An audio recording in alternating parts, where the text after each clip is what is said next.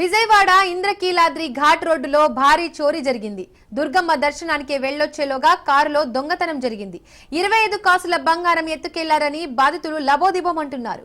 హైదరాబాద్ నుండి వచ్చిన ఆచంట దుర్గారావు ఫ్యామిలీ అమలాపురం పెళ్లికి వెళ్తూ దుర్గమ్మను దర్శించుకున్నారు.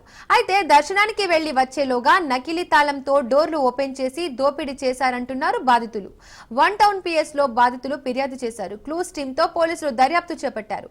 అటు ఇంద్రకీలాద్రిపై సీసీ కెమెరాలు పనిచేయడం లేదని దుర్గాగుడి అధికారుల తీరుపై బాధితులు ఆగ్రహం వ్యక్తం చేస్తున్నారు.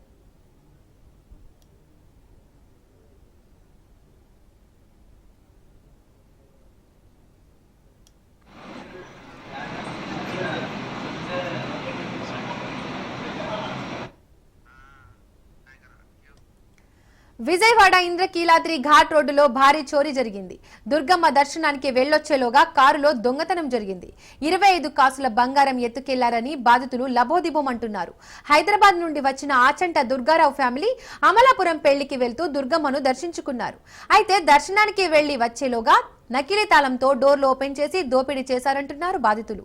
1 టౌన్ PS లో బాధితులు ఫిర్యాదు చేశారు. క్లూస్ టీంతో పోలీసులు దర్యాప్తు చేపట్టారు.